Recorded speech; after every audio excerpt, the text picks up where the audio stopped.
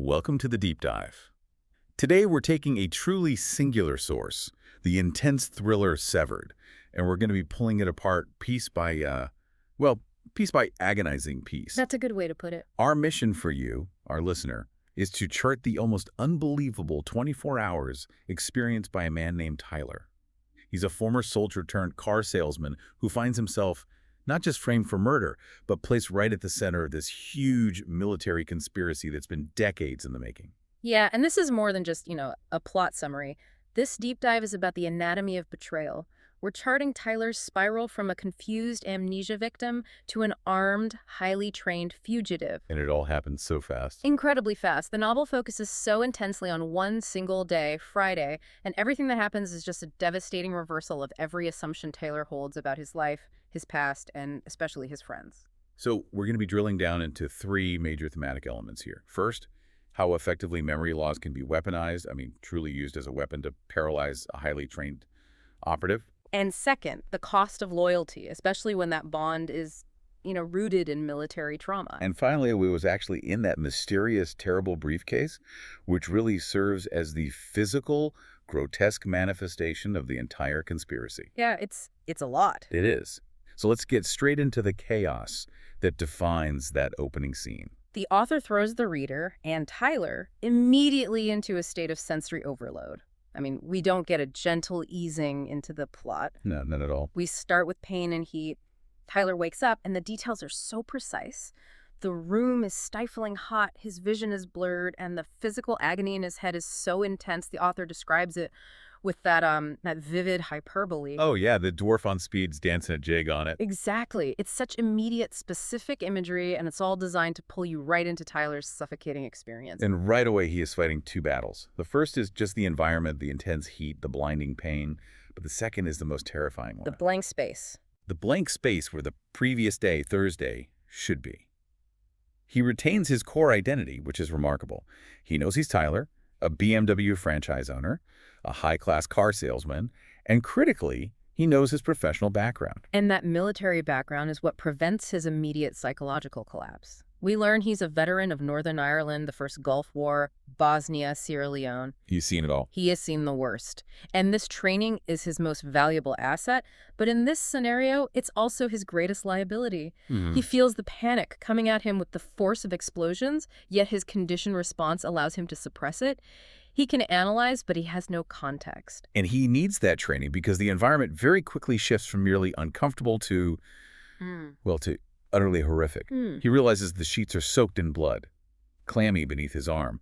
And that's when he notices the, quote, worryingly human-shaped lump right next to him. And this is the moment. This is where the setup moves from just disorientation to total devastation. He forces himself to look, and he recognizes the woman, Leah. She's naked, lifeless, and the source material details her intimate features.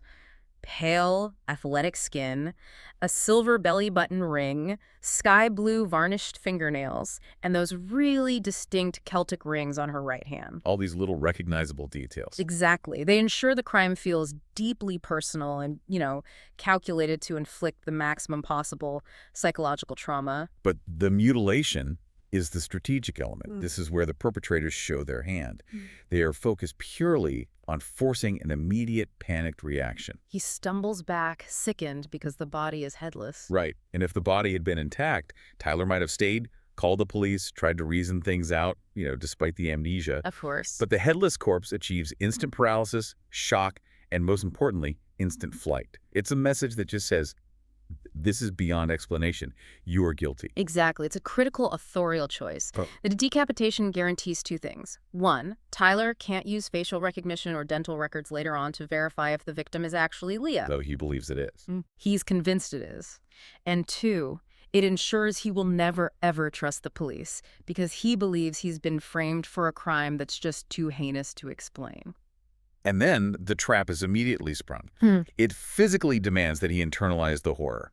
Next to a DVD player, there's this handwritten cardboard sign. Tyler, press play. It's pure theater. He is forced to watch a video that provides manufactured evidence of his own guilt. And that DVD footage itself is a masterpiece of psychological warfare. It shows Leah, alive, but she's full of confused desperation confronting the unseen killer, asking, "Why are you wearing that mask?" and Why have you got a knife? Chilling. Her terrified, unintelligible sob is the last sound before the camera just cuts out. And the voice of the supposed killer, Tyler, is distorted and teeny. So he can't even confirm if it's his own voice. He can't. The perpetrators have successfully weaponized his amnesia. Because he has no memory of Thursday, he can't definitively say that wasn't me. The visual evidence, combined with the extreme shock of the headless body, forces him into the role of the killer in his own mind. He tears the TV from the wall, recognizing that this blank space in his memory is now his insurmountable problem. And it's crucial to note that they didn't just stage the scene, they waited. They gave him just enough time to internalize his supposed guilt and realize the full horror. Then, before he can form any rational plan, before he can even mourn his lover, they neutralize him completely. As he turns, he's hit with a ferocious electric shock. Then, a dark figure delivers an injection. They ensure he enters the next phase of the conspiracy completely compromised, disoriented, and terrified. They are controlling his narrative, his actions, even his mental state. And that strategic control is exactly what we see in the next transition. They don't leave him there to die. They reposition him for the next stage of the setup. Right. Okay, so let's look at the deliberate staging of his next awakening. Tyler wakes up for the second time, not back in that horrific room, Thank God. but neatly dressed in his own clothes, sitting in his familiar BMW 7 Series. He's been moved far from central London, parked on some track lined with pine trees. It's a subtle act of control. It gives him back just enough familiarity, his clothes, his car, to prevent a complete psychological breakdown. But the macabre signaling starts immediately. The phone sitting next to him starts ringing. The funeral march. A funeral march. It's a clear indication that the people controlling him view this entire operation as a countdown to death, likely his own. And beside the phone is the titular MacGuffin, the object that's going to drive all the subsequent violence. An unfamiliar black leather briefcase. This marks the transition from, personal tragedy to high-stakes crime. Tyler starts to piece together the fragments of his romance with Leah. And we learn it was a brief 3-week whirlwind, kicked off by a clumsy encounter with crashed trolleys in a North London Italian supermarket. Right, and she was the quintessential London girl. Petite, spiky henna hair, claimed to be a nanny in Richmond, drove a Saab convertible. But the key detail Tyler focuses on is the timeline. He distinctly remembers seeing her Wednesday morning. He woke up next to her body on Friday morning. That missing 24 hours, the whole of Thursday, that's the operational window. That's when the conspirators staged the murder, filmed the fake evidence, administered the amnesia drug, and set the entire trap. The sheer investment, creating a 3-week relationship, an elaborate false identity, it just shows how specifically targeted Tyler was. Completely. The voice on the phone then instructs Tyler to pick up a different briefcase, a burgundy one, at a designated address, using the codename Bone for the exchange. And Tyler, drawing on his deep military experience, knows this is a trap. He knows it. But he has no choice. His life depends on following instructions, at least initially. So his training immediately kicks in. We see the pragmatism of the veteran. He doesn't go in unarmed. No way. He straps on the Kevlar vest he purchased after another car dealer was shot, a practical man preparing for the unexpected, and he arms himself with a Glock pistol. The military man is emerging from beneath the facade of the high-class car salesman. And a handler he meets for the exchange, a guy named Selman, is described with incredible specificity. Oh, yeah. He's difficult to age, looking anywhere from 40 to 60, but his voice is gravelly and high-pitched, giving him the unique sound of a chain-smoking 12-year-old. I love that description. And he's wearing a cheap brown suit over a faded Iron Maiden t-shirt. This small detail, it grounds the operation in a grittier reality. It suggests the high-level conspiracy is using these low-level, recognizable criminal elements for grunt work. So Selman leads Tyler to a safe house, where Tyler finds the man he's supposed to exchange the money with, Ian Ferry. And here is where the plot turns deeply personal and professional. Because Tyler recognizes him. Instantly, he recognizes him as the captain, a former battalion member, confirming that military link. And Ferry looks awful. The bleached blonde hair, a thin beard, he's visibly sweating, just filled with shame. And he immediately confesses, driven by extreme fear, that he has something bad on someone high up that will ruin them. The ultimate blackmail material. The ultimate career-ending blackmail material. And then Ferry drops the true, terrifying bombshell that elevates the stakes beyond just the frame-up. Right. The burgundy briefcase he is exchanging is not just full of money, it's a bomb remotely detonatable by mobile phone at 2:30 p.m. So this isn't a simple blackmail exchange. This is an operation designed to cause catastrophic destruction or, at the very minimum, guarantee the death of the courier who's carrying the bomb. Tyler. Tyler's suspicion is solidified. This client, the high-up person Ferry, is blackmailing. He must be the architect of Leah's murder and Tyler's frame-up. He has to be. Tyler, showing remarkable control, tries to negotiate, urging Ferry to provide the client's name after the exchange is complete. But the conspirators don't leave things to chance. Just as Ferry is about to give up the name, the most crucial piece of information, the silence is broken. He hears something. Ferry recognizes the sound, the signature of the people who have arrived. "He's come for me, Tyler," is his chilling final statement before the safe house becomes a war zone. And the pacing here is just designed to snatch away any hope just as it appears. Ferry knows too much, and they absolutely cannot risk him revealing the identity of the target. No, the attack is swift and brutal. Tyler is immediately shot in the chest. That moment of tremendous pain validates the foresight of putting on that Kevlar vest. It's a literal lifesaver. It is. He's knocked down, but his training allows him to return fire, killing Selman in self-defense. Ferry isn't so lucky. Not at all. Tyler sees the brutal result of the professional hit, 2 melon-sized exit wounds in Ferry's back.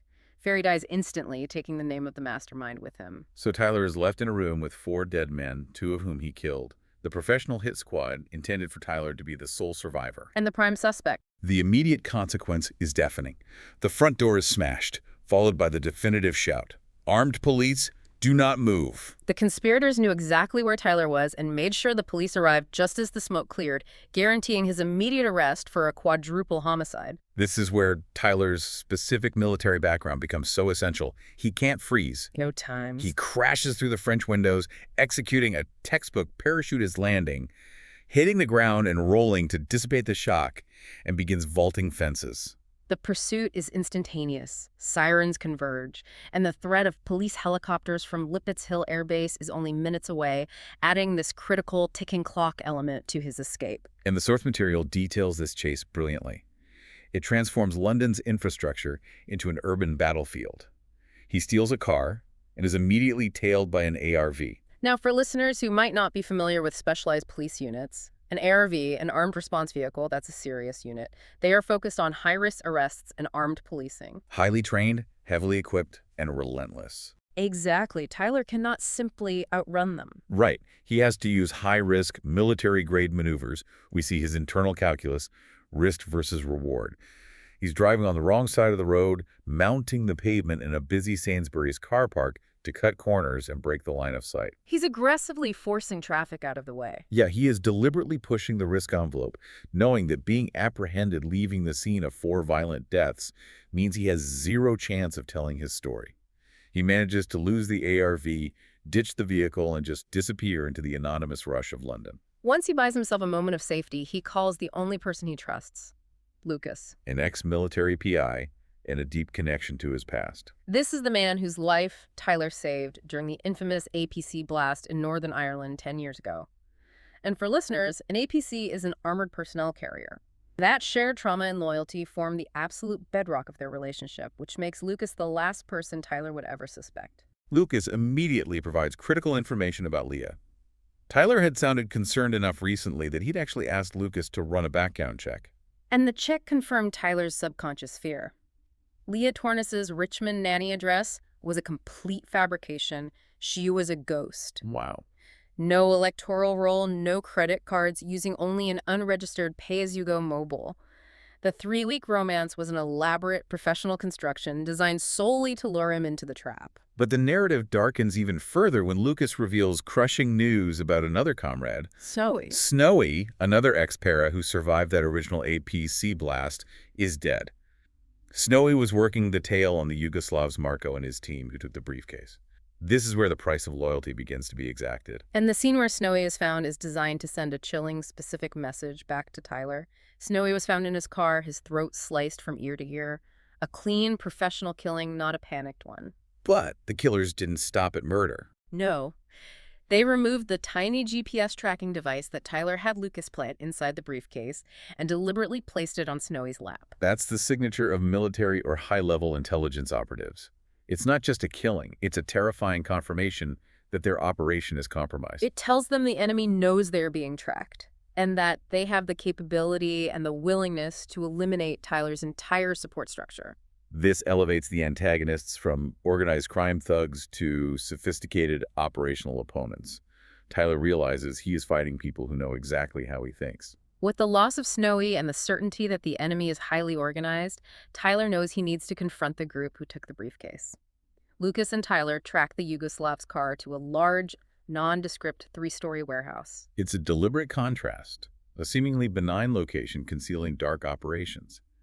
Tyler decides direct infiltration is necessary, slipping in through a propped-open fire exit. And the atmosphere inside is just a shocking study in duality. The expectation of some dingy criminal hideout is immediately subverted. The cement floors give way to dimly lighted chandeliers, rich burgundy wallpaper, and a narrow bar.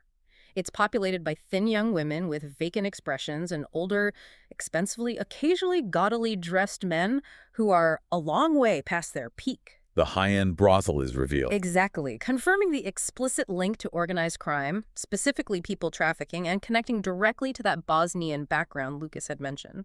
This dual nature is essential. It highlights how high-level criminals like Stanek mask their vile operations behind this expensive facade that's catering to powerful, wealthy clients. Tyler is momentarily distracted when he encounters a frightened blonde woman, Alana, seeking refuge, but is quickly overpowered. He's led into a small, terrifying interrogation room. The room itself is designed for psychological horror. Yeah. Low ceiling, bare concrete walls, and a rusty electric cooker. It screams improvised torture chamber. It really does. His interrogators are Marco, known as Rubberface, and a small, bespectacled man. The interrogation is brutal and immediate. Marco uses a stun baton thrust into Tyler's groin, a pain Tyler describes as like nothing I've ever felt before. But the most critical detail here is the identity of the interrogator. Marco is wearing the black fetish mask crisscrossed with metal zips. The same mask from the video. Exactly. Confirming he is the vampire, the figure Tyler saw on the fabricated DVD supposedly killing Leah. For Tyler, this moment transforms the interrogation into a personal confrontation. He is immediately filled with intense rage, determined to kill this man who he believes beheaded his lover. The interrogators are focused solely on the briefcase contents. They believe Ferry held something back or that Tyler knows more about the blackmail scheme. And Tyler maintains silence, knowing that giving them any information about the bomb or the blackmail will only seal his fate. The masked torturer, Radovan, advances with a cutthroat razor, threatening to inflict extreme, painful violence. Which aligns with the rumors that Kozik, their boss, uses violence for pleasure rather than just for extraction. Just as the torture becomes fatal, the tension breaks. There's a frantic knock on the door, and the blonde woman, Alana, warns them, "We've got to get out. The place is on fire." And this confirms Lucas's role as the loyal friend, or so Tyler believes. Lucas, unable to stop Tyler from going in, had started the fire as a desperate diversion. It was an incredibly high-risk, reckless action, but it provided the chaos needed for Tyler to survive. Fueled by rage and adrenaline, Tyler breaks free. He turns the tables on the torturer, driving Radovan's masked face onto the hot plate of that rusty electric cooker. That immediate, searing gasp of pain is a moment of pure, visceral revenge for the terror inflicted on Leah and on himself. Tyler manages to escape the ensuing fire and makes a perilous jump across to an adjoining roof. Once back at Lucas's apartment, physically safe but mentally shattered, the focus shifts entirely to analysis. Lucas brings Tyler back down to earth with a brutal deconstruction of the murder setup. Lucas shows Tyler a frame from the DVD footage, and he points out the chronological impossibility. Lee Ellis is visible on screen talking about the murder weapon before the murder takes place. And this is the moment the psychological manipulation is fully exposed. Lucas argues that the video was entirely manufactured to implicate Tyler. Leah was never Tyler's lover in any real sense. She was an actress, a lure, and ultimately an expendable part of the plot. Her death, or rather the presentation of her death, was necessary to ensure Tyler's shock, despair, and crucially, his immediate flight, solidifying his role as the hunted fugitive. That 3-week romance was just an elaborate, calculated emotional setup. The sophistication of this conspiracy is staggering. They didn't just frame him, they designed an entire immersive emotional world for him to inhabit before ripping it away. It confirms that the antagonists are not just powerful, they are intimate enemies who know exactly which emotional buttons to press. So the psychological manipulation now gives way to the physical evidence of the conspiracy's moral decay. Tyler and Lucas search Ferry's Spartan flat, looking for the client's name. Right, they need a lead. Tyler finds Ferry's address book with a name that is now familiar, Marco Etenick, and a W-2 Paddington address. But Lucas makes the discovery that truly shifts the atmosphere of the novel from, high-stakes espionage to something far more vile and horrific. Yeah. Down the side of Ferry's sofa, hidden away, Lucas finds a cling film-wrapped, decaying human finger. That detail is chilling. The discovery forces a pause in the narrative, allowing you, the listener, to fully absorb the implications. Tyler immediately hypothesizes that Ferry was dealing in human remains to blackmail high-profile, powerful clients. This isn't about state secrets or cash. It's about the evidence of depraved murder and torture. And this pause is critical for Lucas' character development. Lucas, a former para who became a civilian PI, is visibly shaken. He's used to following cheating spouses or chasing down insurance fraud.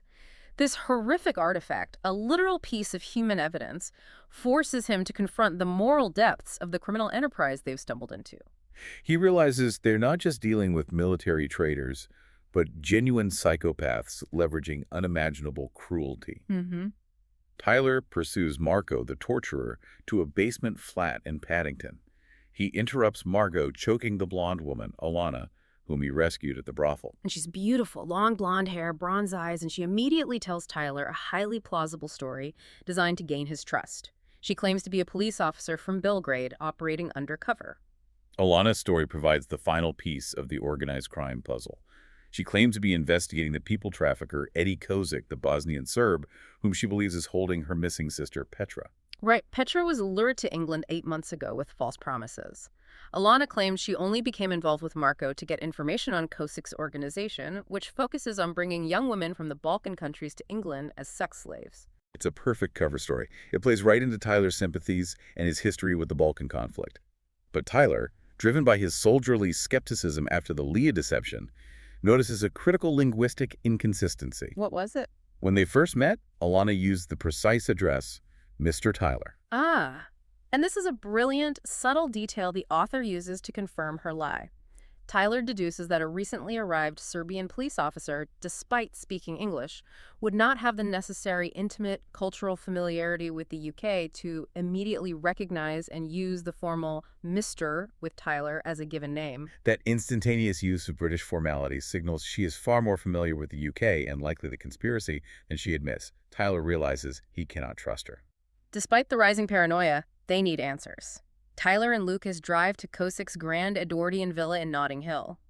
Tyler's paranoia, now heightened by Alana's lie, leads him to check the gun Lucas gives him. And he finds it's unloaded. This is the first definitive sign of Lucas's betrayal. So they proceed.